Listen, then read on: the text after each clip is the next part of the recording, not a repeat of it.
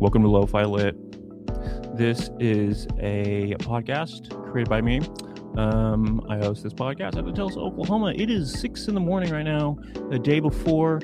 I've been up all night editing these, doing little edits. You got to put in the music and shit. Today I'm talking to Rachel Hyman. She's part of the Zona Motel kind of community. And she also did Banango Street. And she knows the guy that runs Somewheres. And she works in tech. And that's the things that we talk about. So this is Rachel Hyman. This is Lo-Fi Lit. I'm Tyler Byrne. All right, I'll see you guys later. Bye. How you doing? Good. All right, this is Lo-Fi Lit. I'm here with Rachel Hyman, who was previously the editor of Banango Street. Yeah. Thanks for the intro. What was that? Is that how you pronounce it, Banango? Banango, but however is fine, really. So tell me about that, because you're one of the original alt lit publications, I think. Yeah, alt lit adjacent, maybe. So I first of all, my dates and timelines are probably going to be entirely off because I'm really bad with that, but I started it with Justin Carter, who is another writer.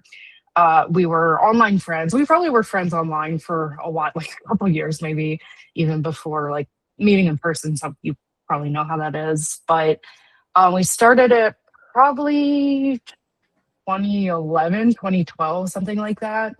And actually, I think we might have done the blog side first. So there was Banango Lit, which was the Tumblr where we were doing interviews and reviews, that kind of thing. And then Banango Street, which was the more publishing original poetry, largely poetry, some creative fiction. Yeah, short, flash fiction, just kind of stuff across the creative spectrum. But anyways, that would have been around 2011, 2012, and we were not super strict about a publishing schedule, so we would try to put out maybe a online issue or two a year. It was all online, and probably had that going until sometime in the mid to late 2010s. So that's kind of the story with that. So how did you get it started at 2011? Was always there always an interest, and was there even a scene that you could see at that time, or was this just your own self-interest? It was kind of all of the above, and one of the great things about doing a collaborative project, which is something that I'm a fan of, that I've done a lot of, is Justin and we had overlapping circles that we were involved in, or writers that we knew of, but Justin knew of a lot of writers that I didn't, and probably vice versa. And at the time, Justin's from Texas, has lived a couple different places, and has more of the academic creative writing path, so knows people from that kind of arena. But to answer your question, I think that we were. There was some sense that we were involved in this scene, or there were a lot of writers that were, doing something different or exciting. There was this sort of informal online community, and there was a lot more, I kind of want to say permissiveness at that time. You could just kind of do something, you could start something. I mean, you can do that now, of course. People are always doing that, will always do that, but it kind of just felt you didn't need credentials to put something out. I did not study writing, so I don't have formal education in that, but that was never really felt like an issue, because I think a lot of other writers at the time, just people in the online alt lit world, or whatever you want to call it, kind of were coming from the same outside perspective. Yeah, that's what I was talking with Ashley from Metatron, and she those exact same kinds of things that she said. There's a DIY movement going on. I kind of feel there's just in the past year or two, that's kind of there's a similar feeling. But for a long time, there was a long drought where there wasn't that feeling. So, what do you remember about 2011? Okay, so the thing that sort of got me into this world in the first place, and this would have been maybe uh 2009, 2010 even. I assume you know of Steve Rogenbach or Yeah. you're familiar with his work.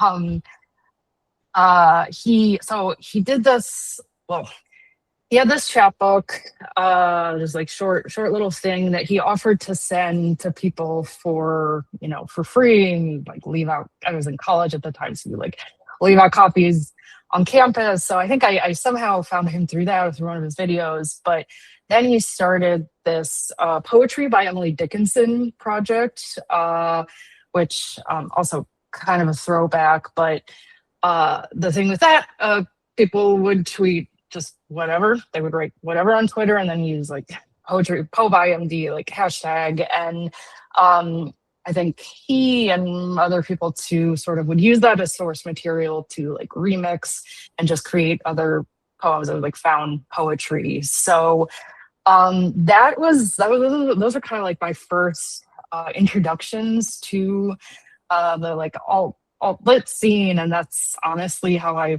found a lot of writers at the time, was just like people in this like weird loose online community. So I mentioned that it was kind of just more like open, you could just be a person online. A lot of people were anonymous, people's like identities, like we still don't know. um Like Beach Sloth? Beach sloth for sure. Yeah. Peter BD. So like it's weird. Like a lot of friends of mine like got like the emails from Peter BD. I never did. And I'm sure people like have met or like know like both of those people now. But yeah, it just even though relatively this is like not that long of a time ago, like for better or for worse, it was a different, more exciting, like less monocultural time to be online and to be involved in these communities, it feels like. Why do you think that is? So I'll preface this by saying a lot of how I think about this is like inflected by the industry I work in, the career I work in. So I work in technology. I'm a software engineer, so like I'm like seeing how the sausage is made from that side of it. And it's like it's kind of two different sides of the coin. So like monoculture, like we can think about decades and decades ago, there were not, if you were into like a weird subgenre of music or writing or doing something very experimental, like that was not mainstream. It was sort of like American culture, like creativity or writing, like it was much more consolidated. And in a weird way, so like then we moved away from that because it's like it's online, you can find your people, like you can have a writing publication with one other person. So we moved away from the monoculture thing, but then it kind of feels like we're like converging back onto that. Like, I don't know, even Substack is this very interesting to me. I'd love also to hear your thoughts on that as a fellow Substack user. But now Substack is kind of the place where like writers are going for the newsletters or like publications in some ways. And I was thinking about, okay, just like 5-8 years ago, Medium, Yes. the blogging I platform was remember Medium. And yeah. like people used it, but it's not like what's happening now with Substack. Yeah, and I kind of like it's I don't know if it's because Substack has the like payment thing built in where you can like monetize what you're doing, or it's like just a network thing where if you, like everybody is like doing writing on Substack, but I'm just like, yeah, people forget about that. Sometimes I'll Google something for work and I'll find like an old blog post on Medium and I'm like, wow, like that was really came and went. Um, so yeah, your original question was uh what was the original question? Sorry. I was asking, I forgot.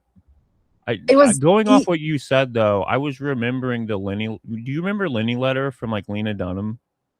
I do remember that. And Rookie Mag, do you remember Yes. Rookie? I Yeah. was trying to look up the archives and like you can't really find any archived Lenny, like it's all gone now. Yeah. And it's It's kind of crazy. Like you have to go into like Internet Archive, Wayback Machine, and you can yeah, find stuff there if you're lucky. But like link rot and just like, and I've like let my share of domains expire for project I've worked on in the past. But it is, it's like, oh, stuff on the internet lasts forever. But no, also like it kind of doesn't, you know? no. And that's so weird. Like you really do have to archive even if you archive it, like people are gonna forget. So Yeah. I want to ask about AI. If you work in the software like industry, do you think Oh like a lot yeah. of Substack stuff is even a backlash towards AI? So I and like the people I follow on Substack, it's not just writers. There's some people who just write about technology or politics, that kind of thing. I think that Substack actually is like not so great from that perspective. So I have this friend. I'm sure it's fine if I say his name because he's a writer. He's published a book. So his name is Mike Pepe. He wrote this book called Against Platforms. So he's very critical of technology and the way that just it is making institutions obsolete or like filling the role of things that is not really appropriate for technology to do. So Washington Post just had all of these layoffs, and there was somebody. It was kind of weird, like new account on Substack who claimed to be one of the journalists laid off from Washington Post, like used a photo, and taking subscriptions or something. And Mike was like this is clearly like pure AI slop, like whatever the post was. And it's like somebody is just kind of being opportunistic and like just using this other person's identity. So he posts about this on Substack, and the like founder or CEO of Substack makes a comment on Mike's post that says, "If you don't like it, you can click the X in the top right corner." So like I feel like there's kind of an insane like response from a damage control perspective. So like I think that there is plenty of like just craven opportunism on Substack, maybe not necessarily from the like creative writing, creative practice perspective, but I don't know. I see a lot of things on Substack that are like how to sell your novel or like just writing about writing, basically, like Yeah. just generating all of this stuff that like I'm like, okay, are we just like, is it just this internally like closed? Are we just selling things? So you and I are on the like Zona Motel Substack, and Yeah. like that's great. I love that. Like that is what I wish more of the internet was like, or more Substack was like. But I don't know. Every time I open the Substack app and I see the like feed, or I see posts from 3 days ago where it's like everybody is clearly talking about something that like there was an article about, or they're like sub tweeting each other, whatever. And it's like I kind of hate this too. So wait, the creator of Substack like told this guy to like Yeah, knock he it was off like on clearly like an AI clear like AI wrote this shit. yeah, he was basically like, if you don't like it, don't look at it. Like this That's is insane.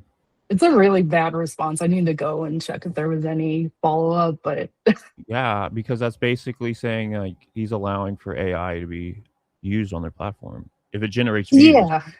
Yeah, like my guess is, and this is sort of my friend Mike's stance as well. Like, there's this veneer of a like social mission or a creative mission where it's like supporting independent creators. Patreon was kind of doing this too. So supporting independent creators, like helping helping anybody writer, like helping people find one another. But just under the hood, I think that the app and the product and the business model is just pushing, it's like pushing growth. Like that's probably why they have the like feed with the notes and just other, aspects of the product. So it's just, yeah, it makes me feel kind of gross. I don't know if how you feel about the product, or like, if you like it, you like the people you found on there. But I don't disagree with you. I think these things are good, but then there's also the evil parts of them that we're all partaking in this thing. That's why I made it's probably the same kind of thing in a different way, but I got a Squarespace thing for my little magazine, and yeah, like yeah. like in my mind, I'm like, oh, I'm being independent, but it's probably the same thing, just in a different way. I If you're mean, on that end. yeah, Squarespace and Wix and other sort of website builders like fill an important role or niche, which is like lowering the barrier to entry for people that want a website or people that have a small business. My But like I have this, a question. I've yeah. heard that like when you build it, when it becomes too big, it then crashes, and like Squarespace is only for like people that are starting out small. I think that they have probably some sort of like storage Okay. limit, or there's probably only so much you can do with it. My issue with Squarespace is somebody like just with um more of a technical background is Substack, or sorry, not Substack, Squarespace um, is built on a subscription model. So Yeah. if you're a restaurant and you have a website with your menu and your hours, and like you're not putting content out, it's like more of a static website, then like you're sort of paying this subscription fee, this like rent for Yeah. something that could be more of a one-time payment. And you don't like, you don't see that anymore. Everything is kind of this like subscription model. Hmm. And even with Substack, I've seen people kind of say like, okay, well, if you have subscriptions to 15 different writers and they're $5 each, like, you know, it's this everything gets kind of spread among like this pool. And like, why can't you just pay a month, one monthly fee, which is still subscription, but like, why can't you just pay one monthly fee and get all these writers? But that's like more sort of maybe towards the consolidation side. So like there's this weird way in which it like kind of goes back and forth between consolidation and then like, spanning out to different things. On the software side, though, do you have this like doom and gloom with AI? Like, how do you feel about AI personally? Oh, terrible. Hmm. So yeah, it's like it's kind of crazy because like from the tech industry perspective, like this is something that businesses are leaning very hard into. It is seemingly purportedly changing software development, and I see some that it makes some tasks faster, but I feel very antagonistic towards it, honestly. It hallucinates things. It is very sycophantic. So, like, if you are having a conversation with it to like work on like technical problem, it's like, great question, great idea. Like, it's just like more exclamation points each time. And I think it just, with software development and also with a lot of other things, there's like a critical faculty in your brain that's very important. Like it's very important to understand what you're building, what the trade-offs might be of like doing something a certain way, whether the tests you're writing for functionality like are useful or not. And it's ceding a lot of ground to like this thing that has gotten personified. Even like I've seen people refer to the AI tools that we use at work as like an engineer, or as like this like anthropomorphic being. And I so most people seem to be on that like side of the spectrum, and it's just in general not really the type of environment or industry where like you can just raise your hand and be like, wait, the sucks, or like we Hmm. shouldn't be doing this. It's like It's just a train that is like long off the sea. It's weird. I take a few college courses every now and then, and like at first like professors didn't even know about it, and then they learned about it and like obviously were against it. But now it's like when I talk to a professor or go to their office hours, they're starting to like be, I don't know if it's like from the higher ups, but they're like, well, there's some good uses to it. And we can Yeah. use it in our research, but you guys can't use it. It's very strange. There's a shift Yeah. happening. You can really like notice that there's been this shift in how people talk about it. And I think that there is just a social pressure aspect to it because it's like, oh, if there's this messaging that it's the future of writing or technology or whatever, and you better learn how to use it, no matter how you feel about it, or you're going to be left behind. It just creates these like perverse incentives to like it's like this downward pressure. Like everybody from, let's say in a college, like administration, faculty, students, it just everything rolls downward. Yeah. It's so weird how quickly businesses jumped on it as soon as it was like created. Like they leaned into it. When it seemed like a long time ago, like when social media first started, like it took a while for businesses to even adapt to social media. Yeah, and Which I is wonder weird if that that's they would even go to social media at first. And it's just yeah, yeah. yeah, like maybe it's because the like payoff is so much clearer with the use of AI tools, or like the itch that we've all like been pitched about what AI can do for us. Mhm. It's like, oh, we can get all these tasks done faster, but then, okay, what are we really going to be doing with that time that's like supposedly freed up? Like, we're not, like, you and me are not getting Mhm. that time back. It's just, now five more things on my plate. Um, It's so yeah, not feeling good about it. it's sad though that even though like Rogan Buck and all that was problematic, like back in the day, you were kind of like creatively like spurred on by other people through the internet, and now people are being spurred on by like AI and shit. Do you find that that has like shown up in the writing world? I don't have as much visibility into that. Are No, people most generally, writers are fighting back and they fucking hate yeah. it, and it's the most evil thing in the world. I just keep seeing all these videos online of like game makers. They're posting these stupid videos of people walking through the street, and they're like, "This is the most incredible thing in the world. We're gonna make so many great games." It's like Yeah. just some dude walking on a street.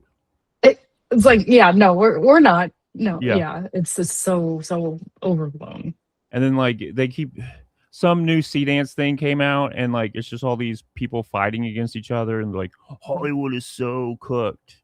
It's like, why are you even going against Hollywood? I don't understand.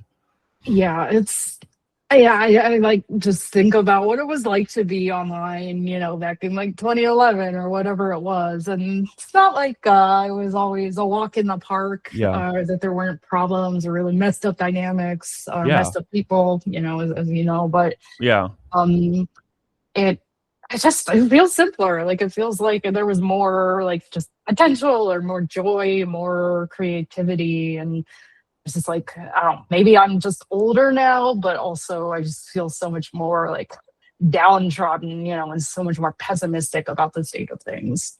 So with Banango Street, was you ever gonna bring it back in any sense? I doubt it. Justin actually just started a new project. I am blanking on the name, but it's got a really cool concept. It's published or based around like message boards, like the BBS, like regular like forums. So he it's just kind of a throwback to like an older time on the internet. Wait. Is Like this a lit mag? it is a lit mag, Is it called yeah. Some Words? Some words, yeah, that's the That's one. him? Yeah, dude, oh my gosh, but you know of it? Yes, I know of it. It's one of the bigger, Oh yeah. yeah. Yeah, I that's didn't know that Justin's was thing. him. Oh, you That's should talk to insane. Justin. Oh Yeah, shit. Justin's great. Um Wow, yeah. I didn't know that was that guy. Wow. Yeah, That's he's crazy. awesome. Yeah. Yeah. Yeah, like I feel like probably him and also me like just kind of moved on to different like creative things. For me it's always been kind of a on and off, like cyclical. Like I go through periods where I have a lot more creative energy and then periods where that's not the case. So it will probably remain, where it is in a zip file for the time being. Why doesn't he like put like Banango Street like on the front cover of his mag somewhere? Probably because he's like a published, like an actual published author now, Mm-hmm. and that's like way, way far in the past. So, and I think probably people that know him, Do you guys think that some. does that bring you like legitimacy, Banango Street? So honestly, I feel like most people don't know about it, which is okay. I was kind of surprised when you brought it up, because like people will do it. And in Zona Motel, there was like the alt lit, like 3-part overview, and it usually doesn't come up. Which, again, I want to stress, I'm okay with, like, really happy with that project and what we did with it, the writers we published, the writers I discovered. But yeah, I feel like it's, yeah, kind of a deep cut at this point. Yeah, it is. I remember one of my first like interactions with it was like Sarah Jean Alexander was published there, and now like when I'm talking about it, like Wallace Barker, he brought it Yeah. up. Oh, hell yeah. Oh, that's awesome. Did you talk to him for your podcast? I probably should Yeah, have known I this more. Yeah. yeah, I talked to him and he made a magazine called Post Pop, which is really taken off. Yeah. Oh, Yeah. hell yeah. That's awesome. Yeah, we did a couple sort of chapbooks, and really, I don't know if we did one for him, but like I definitely knew him it was either through the Banango Lit side or the Banango Street side. So one of those like publishing things, and yeah, really glad that he's still around. Do you feel like you created a community from that? I mean, you did so many things. It would be hard to not still have like ties with people. Um, so it's tough because like I don't know, I see things like Lucy, who's done all of Lucy K. Shaw has done all these great things with Shabby Dollhouse, and then like her involvement with Zona Motel. And so like I look at something like that where it feels like much more of a like consistent through line. And I'm like, well, it was like our Benango thing was much more sort of diffuse, like, wasn't publishing on a necessarily like consistent schedule. Uh, so to me, it's like, oh, and it's not so much as much of a community as like I feel like sometimes other things look like. I definitely, I guess, made a lot of friends or acquaintances. Came into contact with a lot of writers just through that, and also, yeah, I want to emphasize that just Justin Carter had such a big role in that. Like he would always have this list in his head of like, oh, let's reach out to this person, see if they want to contribute to the magazine. And I found a lot of people that way. So I guess like from that perspective, it does have these like knock-on effects, but yeah, I don't know. It's hard not to just like feel pessimistic about, not even pessimistic, but just like I'm like, that was like I don't know, a past life in a way. No, I totally agree with that. Even making like doing a podcast now, trying to do a spin-off journal from it, and also doing live events. It's very difficult to have a sustaining like group of people while you're also trying to move outwards and find new people. Just like looking at Lucy and everything she's done, I'm like, how the fuck did she do any of this? Like, it's Yeah, it's incredible and that just like she. on the side too, Yeah, yeah, and like publish her own books and yeah. yeah. So with you, it's cool that you're a software engineer. Like, are you thinking of doing anything with like the lit communities again, like, or creating, like, do you have like ideas for creating like new innovative shit that you would like to see? So do you mean like specifically like something that kind of brings together what I do technically with more of the literary Yeah. side? Um, not Not anything that's too directly related. Like I sort of implicitly did that just running the like Banango Street website. Um, I started getting involved in zines, like putting out some zines a few years ago. So that's more of the just yeah, generally lo-fi, Yeah. but side of things. Um, but yeah, I mean, kind of want to hear it from your perspective too, as somebody that's like doing the online lit mag and all of these other things as well. Um, I I often feel like, or like always felt like, the creative, literary, zine, like all of the artistic, all that stuff um, is like kind of a refuge for me, like just an escape from like the computer, the world that I have to be in as part of my day job. And so maybe like part of me is just resistant to anything that like has to like tie those two together a little Oh, more. for But real? a little bit, yeah. Do you not feel that way? Well, I'm not like a software engineer, so I guess not. Yeah. Like I'm trying to like I'm going on YouTube and I'm trying to learn like web design and what people react to. Cause like Mhm. on my mag, like most people they only visit the homepage. So my thinking process is like, well, I'm just gonna put people's poems on the homepage, and then if they have other poems, I'll make another link to another page with their name and the other poems, or just put yeah, you know. Do you feel like, because like this is something that always came up for me when we were putting out a new issue of Banango Street. I was like, oh, we're gonna post about this, and the writers will, post about it. But I'm like, does anyone really care? Is anyone actually reading these things? Like, just feeling kind of down about it. Like, do you worry about that kind of thing? I mean, is that sort of what you're talking about, or Well, more yeah, just because now there's been such an influx in so many mags, and I do like worry like maybe mine's not gonna get enough attention. But then I'm like, we're all in the same community. I shouldn't really give a shit. Just like if I'm gonna post it, if people read it, they read it. If they don't, they don't. yeah? And the thing is, like, even before probably I got connected to you through Zona Motel, I was like, I've seen your name. I've seen the name of like the lo-fi lit, just in things and then the literary Oh, that's nice of you. circle that were.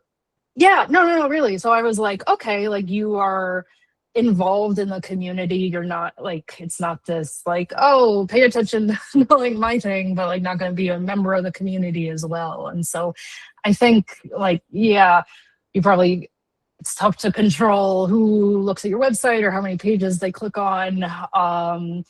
But like kind of grounding it in something like a more actual like community involvement, meeting people, contributing to other people's projects, I think helps put some of that stuff like to quiet it a little bit. What's like the coolest stuff that you're doing in software engineering? Like, what gets you excited about that? And what got you like interested in that? Is that from Banango Street and just working on the internet back in the day? Yeah, for sure. So, I've always been, I feel like I had the like typical learn to edit HTML, CSS through MySpace and like just kind of like learn like self-teaching through that. I did not actually I didn't go to college for computer science or anything like that. I was sort of in the right place at the right time. My first job after college, I was working for a like software development agency, and that company started a boot camp. Um, and so they like brought on a bunch of people to teach them how to code over 3 months. And I was able to like transition out of the other role I was in and go through it. So I was, it was like truly like kind of fortunate because this company in particular, software development boot camps, they're very expensive. They don't always have the best outcomes in terms of job placement, but um, the company was actually paying people like a living wage for these 3 months to teach them how to code. And the idea was eventually, ideally, some or all of them would get hired on, as just a regular full-time employee at the company. So, yeah, it was like, I think just problem solving wise and like complexity and even creativity wise, that career appealed to me. And it does make it so that I can like, have like do my like artistic things when I want to on the side. I was very fortunate. And the like I've thought about ways before, like I guess you sort of asked this already, but like I'm like, oh, I know how to make a website more or less. I can like take it through that. I work in app development, so maybe there's something there. I'm not sure. Um, but yeah, it kind of like ended up being this like independent thread. And I remember sort of earlier on in my career, I would have this like stupid existential thing where I was like, okay, so there's like the like career like software development thing, and then there's what I actually enjoy doing on the side, like the literary stuff, the publishing stuff, the writing, the art, and like they just feel so disparate. Like, usually it's like if you're into software development, and you have like a blog on the side, like it's like your personality almost, if that's even still a thing. Or, there's people who are creative and like that's like, oh, this is how you identify this person. And yeah, they might have a day job or whatever. But like the writing, the creative practice is kind of the relevant thing.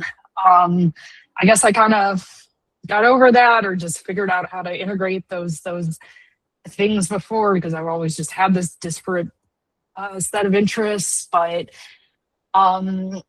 yeah, I at this point, yeah, I feel like they're in just very separate corners of my brain. Did you ever see a website and go, "Oh, that's fucking cool. I wish I would be able to do that," or do you go like, "I can do everything. I can do anything." Um, I definitely don't think I can do everything, because I I don't.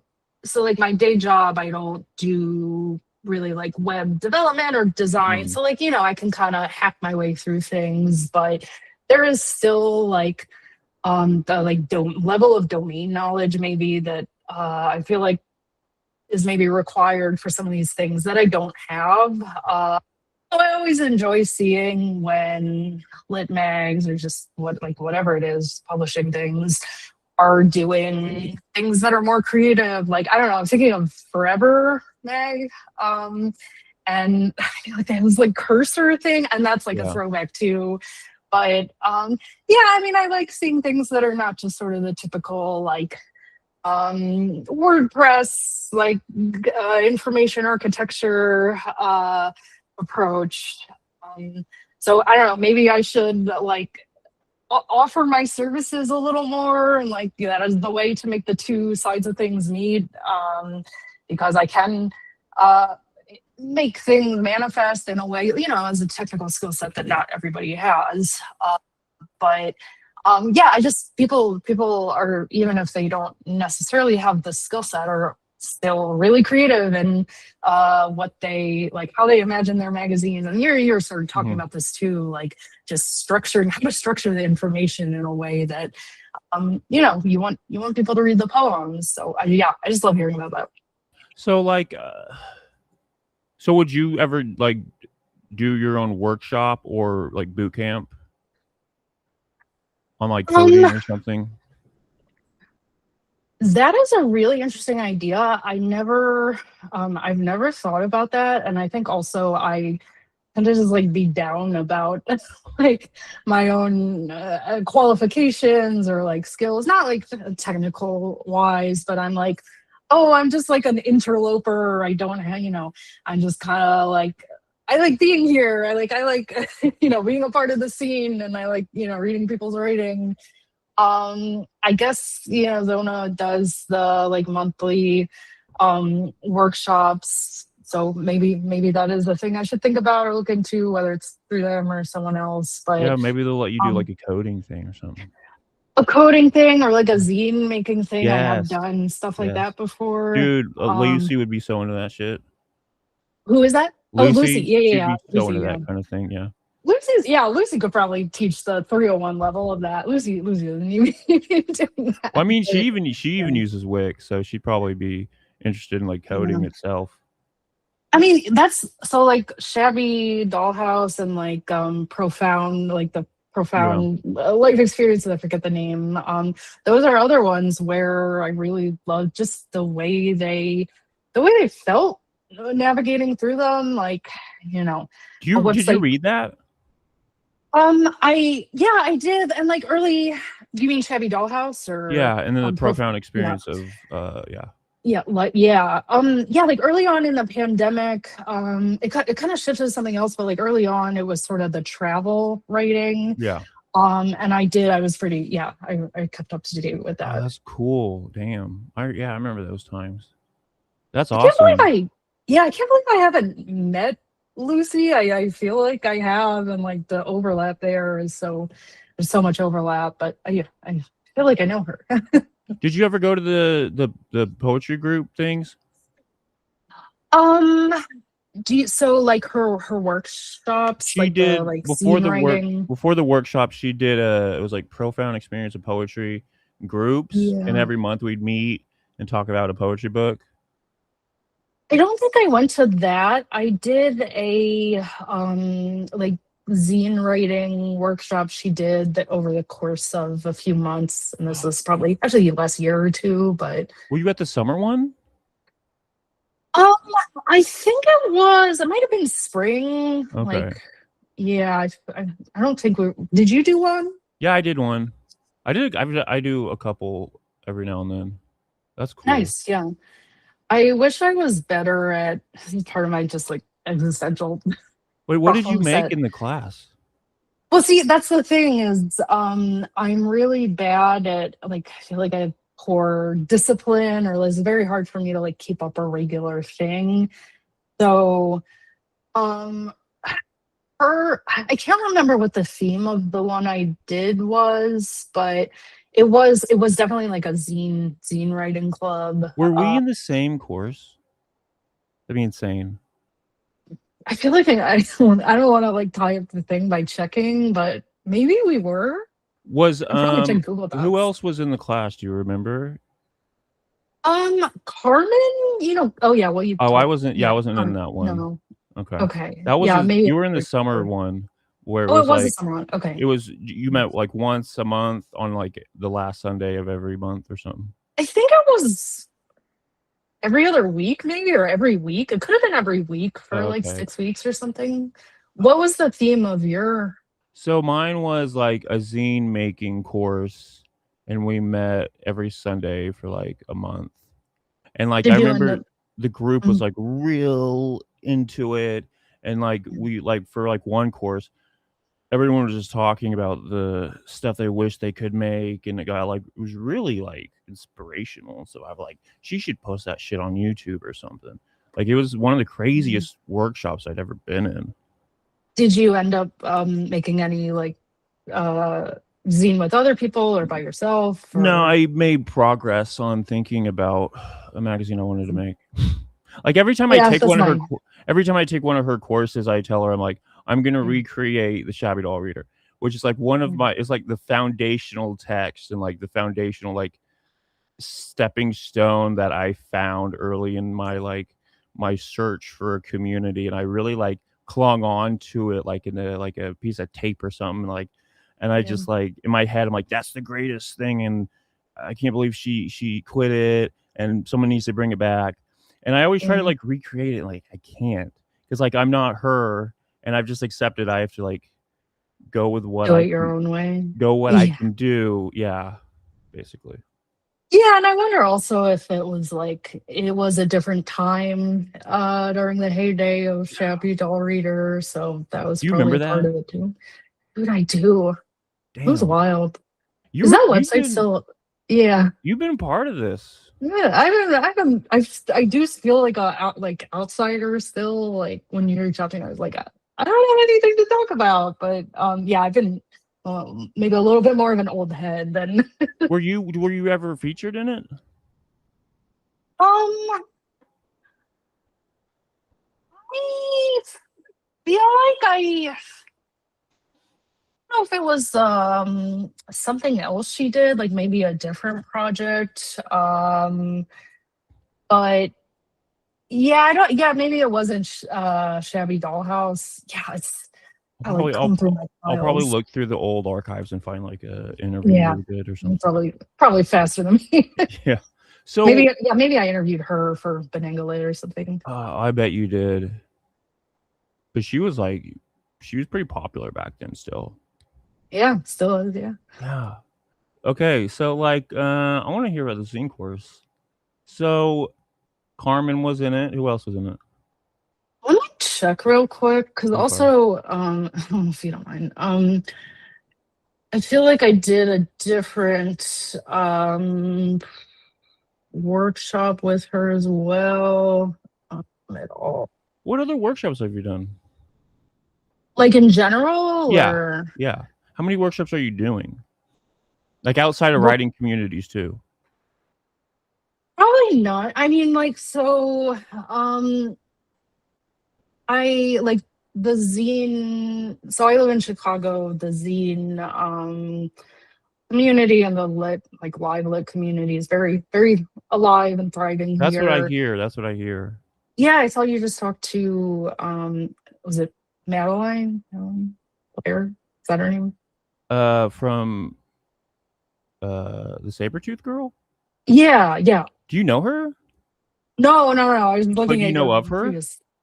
I don't think so. Okay. Although if I should look into it, I'm sure we She will makes cross them. she makes the Sabretooth thing and she's from Chicago and she's very into that community. Mm. She just Yeah. graduated from like Oh, high must be school. young.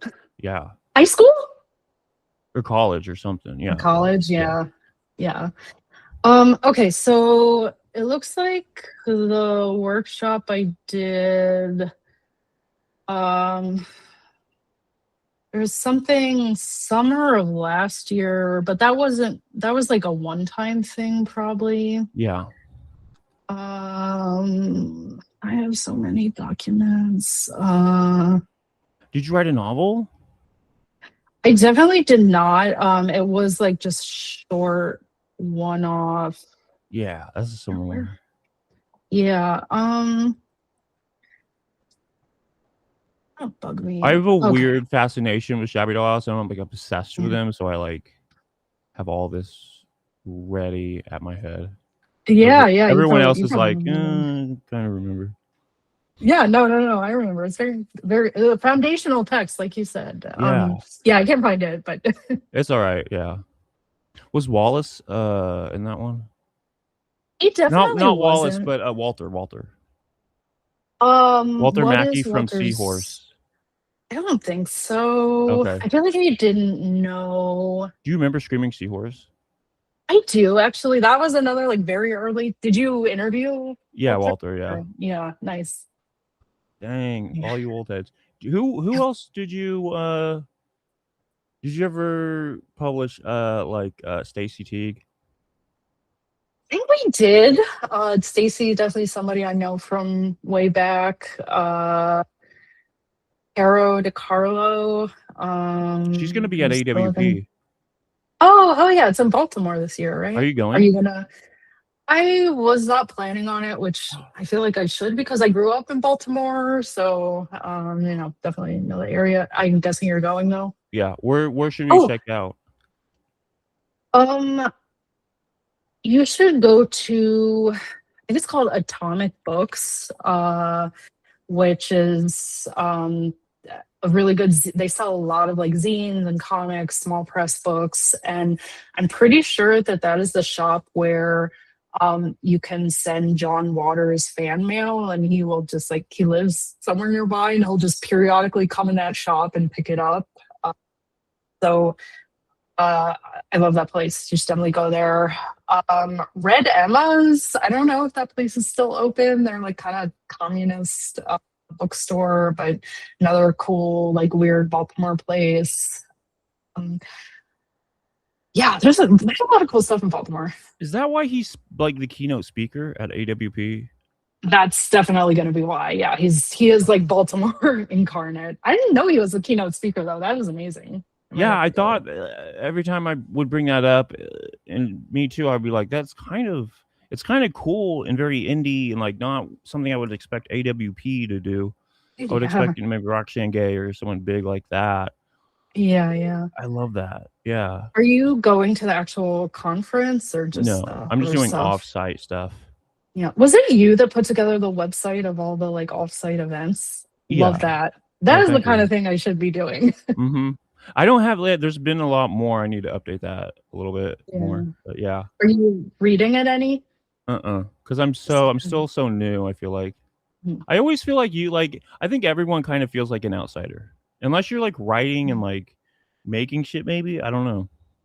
Yeah, like maybe if it's your like full-time thing, which I don't know that it is for I most think, people like, that I everyone know. kinda I think this whole we're a community of outsiders and, like, introverts and people, like, on the edge. Because 'Cause I'd even Mm, speak to, like, Maggie Lee and people that really, like, were, like, friends with Lucy and, like, have stayed with her, and they're mm. like they feel like outsiders, like, they can't Really? join events. Yeah, it's fun. It's funny. Yeah, I mean, there is definitely, I feel like there was, or maybe still is, like a weird hierarchy. Like there were people that were like, you know, I don't want to say like popular. That's such a weird like high school drama Mhm. term, but like it did feel like there. I don't know. There's like a weird pecking order sometimes. Yeah, and then there'd be, like, times where it felt like a boys' club. Oh my That's god, why yeah. Shabby Doll was always a nice alternative. Yeah, yeah, I so much respect. I know we've said it like 50 times, but just so much respect and so much love for like everything that Lucy has built because it is amazing. Are you gonna ever join with, your friend, Justin, do, like, work with some words? Um, I should reach out to him. He sent me an email recently just about some other like lit world stuff. I was familiar with some of the names that he's been posting up on there, so I should take it as an opportunity to send him some stuff. It, yeah, I don't know. I was just like I'm shy. You It's maybe, so like, stupid. if you recreated, like, a Tumblr aesthetic, because people every time I talk to people, they, like, miss Tumblr, they wanna talk about Tumblr, but, like, if they go back to Tumblr, it's Mhm. not the same.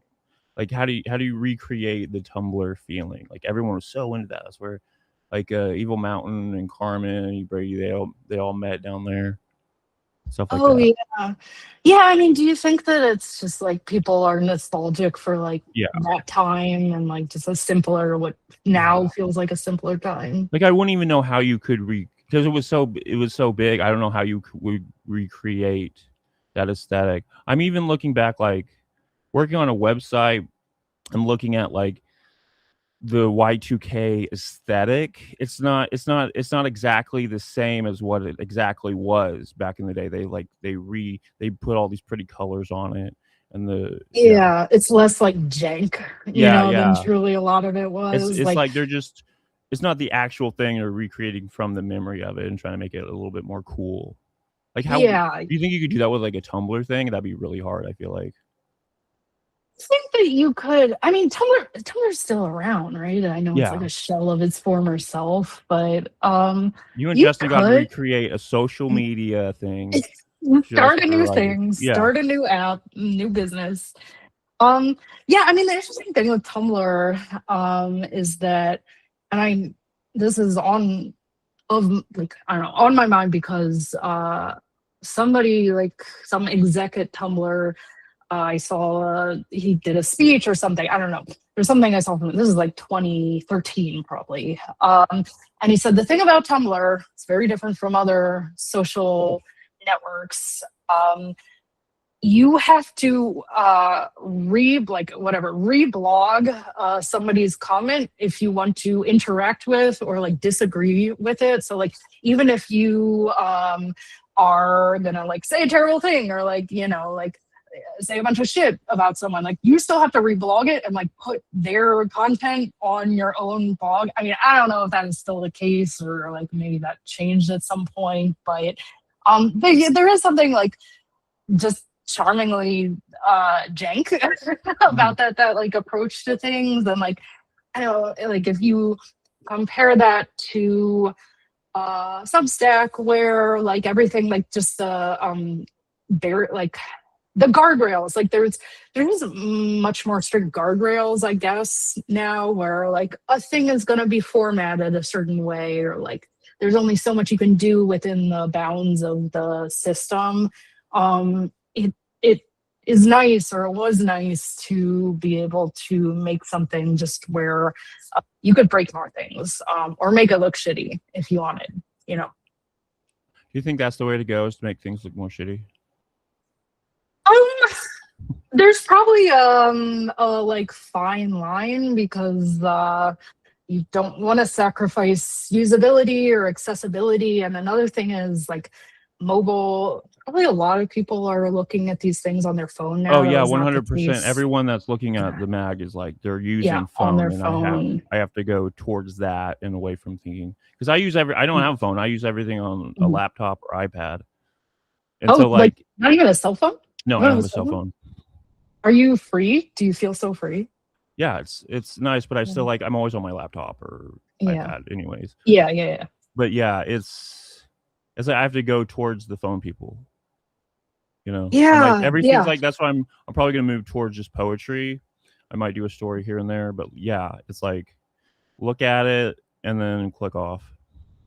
Yeah, well, poetry was tough because like people have it formatted a very particular way with like indentations and line breaks. Sometimes people would do things in multiple columns, and I did not like or want to do a thing where I was just like, you know, essentially posting an image with all of the text of whatever the poem was. It's really bad for accessibility, and also just for you know, reading it on your phone or whatever it is. It's not as nice as like using, you know, just regular HTML, CSS, JavaScript.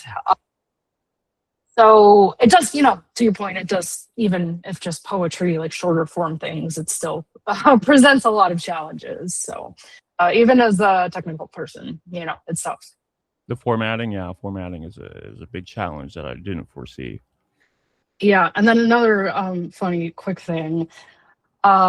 We would publish this very small amount of visual art that we started doing at some point, and we put up a few collages from somebody, and years later, this probably was within the last few years, actually, like way after we stopped publishing, I got an email from essentially like an analog to a copyright troll. So a law firm that was like working with Getty Images, where the original like source image had come from, that the person had done stuff on top of.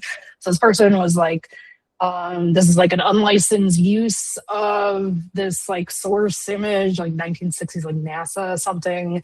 And like basically intimated that you would have to pay you know, all these like back fees for using it in a like unlicensed manner. Like it's actually really shitty to like That's what happened with the Nervous Breakdown in Brad Listy's magazine. Wait, really? Did that happen to them too? It's no longer around anymore because something like the law firm, like he was going to get sued, and so he just took it down.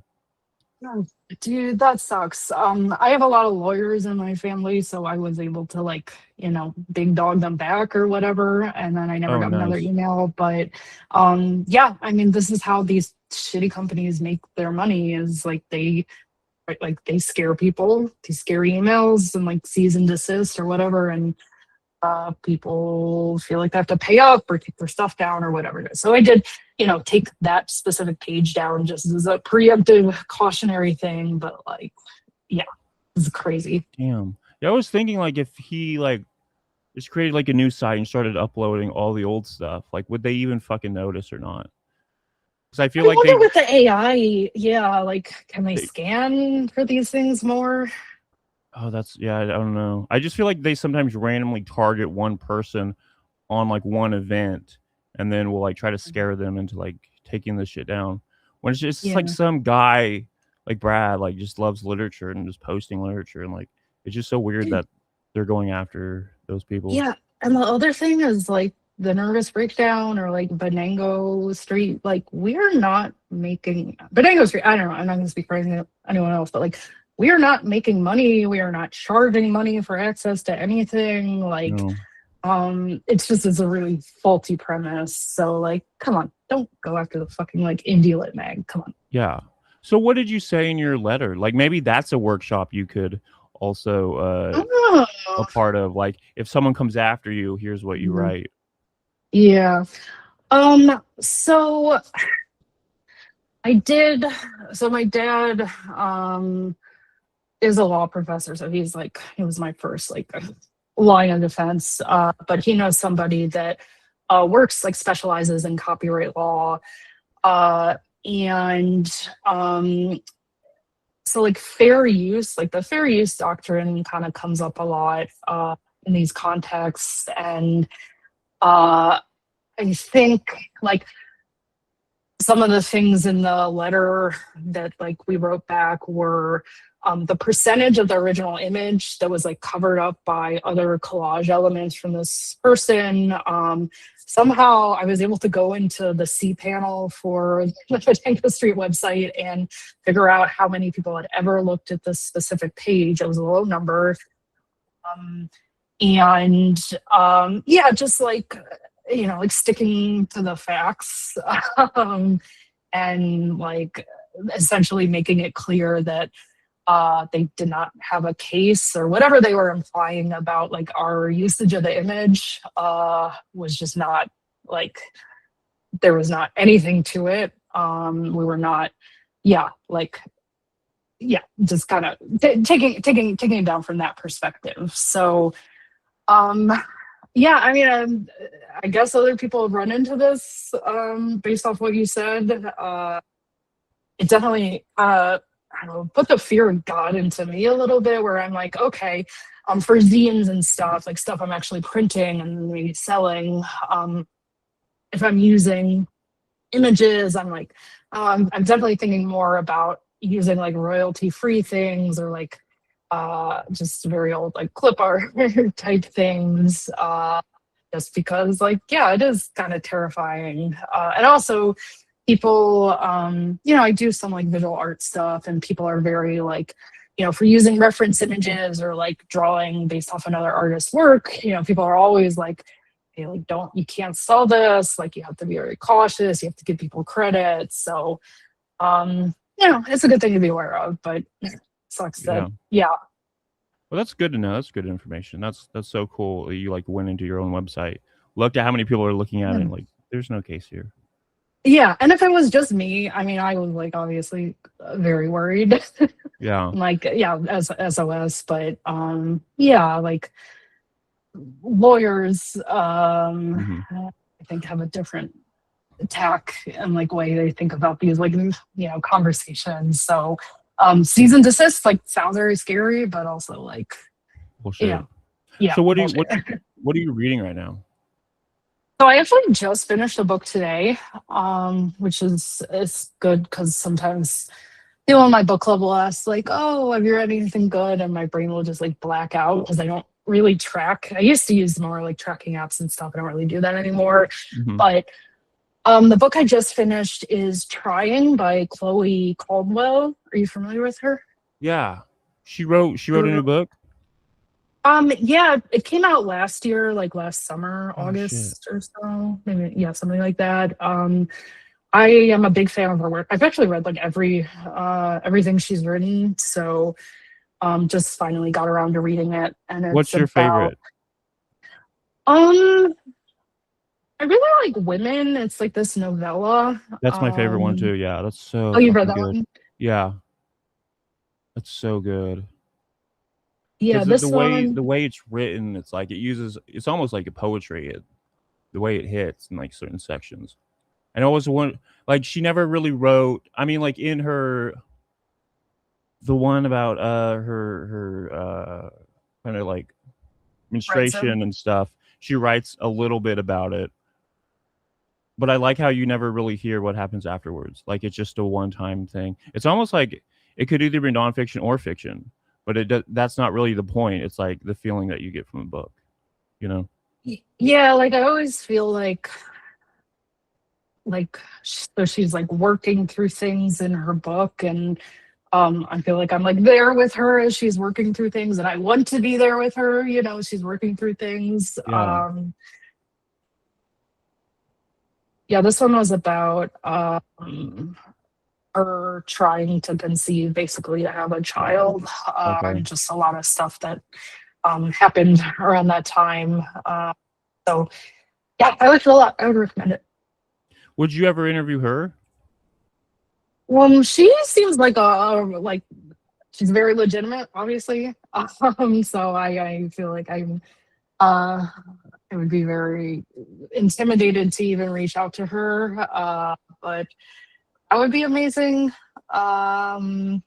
Melissa Broder, I met Ooh. a very long time ago in New York. I don't, I don't think it was even for an interview. I think it was just like I was a fan of her work and her writing, and just like wanted to. I don't know. I must reach out to her. Folly of youth, but very very sweet, very amazing. Still love her work. And yeah, I don't know. I probably have to start with somebody uh less scary to me than a like big person with four bucks out or whatever it is. I bet Chloe's pretty personable. I've been surprised by the interviews she does. Like you don't really have to be that big. I feel like if you reached out to like Julia or Misha, they could easily set that up. Because I haven't seen an interview with her about that book specifically. Oh yeah, I wonder why that is. Maybe no one's Do you? reached out. Maybe if you reach out to Yeah. Julia, she could set that up real quick, and then you could interview her. Okay. Yeah, that's a good call. Do you have a dream interview? Do you have somebody that you wish you could interview? Lucy was my dream interview, and I interviewed her. It went Yeah. great. All right, that's awesome. Yeah. I was trying to. People ask me that. I'm like, yeah, that was Lucy. Yeah. I was just. Now you just gotta go up from there. Yeah, exactly. Although there is no up from there, I think so. Yeah. Are you writing anything? Not at the moment. Kind of in the like the ebb, I guess, of the ebb and flow. I was thinking about just past like projects I've worked on and zine things in particular. What's your favorite zine that you've made? What are some of your favorites? Good question. I would say I did one that was just me. So I do a lot of collaborative stuff, but this one was just my own writing. And it was about this baker. So I'm a big baker. I like baking things. And her name is Maida Heater. So she wrote all of these cookbooks. She died not too long ago. She was like late 90s. She lived a very long time. And my mom was the one who introduced me to her. And so the zine was just about like learning to bake like through her, through my mom, just sort of some relationship to food stuff. I like that one. And I actually risograph printed that one, which is another like on and off interest of mine.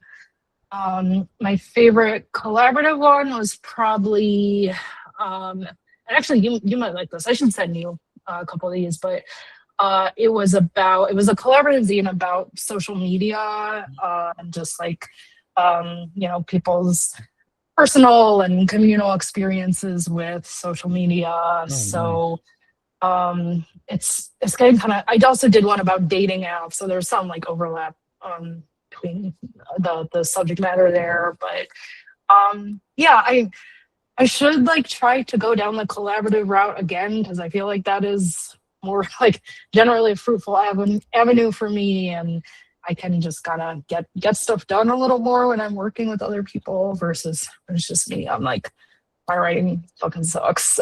Nobody ever wants to read. Yeah, I know it's stupid, but yeah. If you do a Zona workshop, maybe you could do coding plus recipes and like teach people how to like do a recipe thing. That is interesting. You are full of ideas for workshops. I kind of like that though. I never would have thought of you. You could like combine with Oscar because like he's also a cooking guy, but maybe he probably doesn't know how to code. So if you like led him through it and you guys work together, do a workshop kind of thing, that'd be interesting. There's also the like cooking versus baking Yeah. aspect. Oh, yeah. There's a lot there, like different approaches to Is there making like a food. whole different approach to like baking and cooking? So what people always say, there's some truth in it, but what people always say is that cooking is much more intuitive. You Mhm. can kind of make stuff up a little, you can substitute, you don't have to follow a recipe to the letter. Baking is more scientific and more rigid. I mean, you can't just like do whatever you want. But, like, yeah, baking generally, like the ratios, I guess I would say, are more important. There's reasons why the ratio of fat and flour and sugar like are what they are, but and the baking is like creative to Mhm. me, same way like cooking is, or other pursuits are. So yeah, I don't know, there might be something there. Are you interested in like cookbooks? I heard that's like or like 10 years ago they said like that's one of the most like financially successful books is like cookbooks, and that's why there's so many celebrity cookbooks. It's because they do so well. Oh, interesting. Yeah, I have a lot of cookbooks, Hmm. and I try to sometimes check them out through the library first before like committing to buying a whole thing. And I don't necessarily like every week open a cookbook and like cook things from the cookbook. It's a good place to get ideas for what to make. Um, but yeah, I mean the like celebrity thing, and even people who are in food media, who like ostensibly have a career around cooking or recipes or whatever, like it can be kind of hit or miss, or like something can look very good uh in cookbook form, or in obviously like photographic form, but it might I realize it doesn't necessarily map onto the way that I cook or bake. Like the things that I make are they might be simpler, but they also might be simple in a way that's different from what Alison Roman says is simple. Yeah, I did a whole reading where I just kind of invited random people that I didn't know, and I told them that the theme was Guy Fieri, and it went off so well. And a lot of those people now work or write for Zona, like Are you serious? Well, who? it was like Claire Hopple, Jillian Luft, Yeah. some other people too. It was like went really well. I have Jill. I think it's Jillian's book, Scumbag Summer. Is that her Yeah, book? That is on my shelf. I need to read it soon. Have you read it? not yet. I did interview her though. I need to put that up. Nice. Yeah. Um, Guy Fieri reading. Damn, I'm jealous. Yeah. We didn't even I don't know anything about him, but I just like told everyone, Yeah. you can write a piece about him. That's the theme. I was just Was making it it was just some random thing I thought of at the moment. was it an in-person event? No, it was It online. was online. I was Okay. trying to entice people to come. Cause some of these Yeah. they can get a little dull. You gotta like throw in a little extra something to entice Yeah. people to come. A little spice. Did you guys hold events? I feel like maybe that was before like I think during the 2010s it would have been Skype, but I don't remember any like or G people Tiny Chat or something people used to use. Oh, tiny. Oh, that's a throwback. We didn't really do that. I don't know if people were doing online events. Like, it feels like that was not so That much a wasn't a thing. thing. Although, Yeah. yeah, there was definitely in person. Like, we didn't. Banango didn't really And do if any like in person things, but well, if you were in Baltimore, you might have. I was actually in Chicago Oh. at the point that all this was going on. So there was a lot of Chicago like reading series and things like that, most of which are not around anymore. But where are you at? I'm in Tulsa, Oh, okay, cool. Oklahoma. Yeah, Um, there's no one down here, so that's why I do yeah, I was the trying to think. pod. Are you from there? Yeah, live with the folks still. So, Yeah, nice. all right. Well, thanks for coming on. Cool. Yeah, thank you so much for chatting. This I, is really fun. I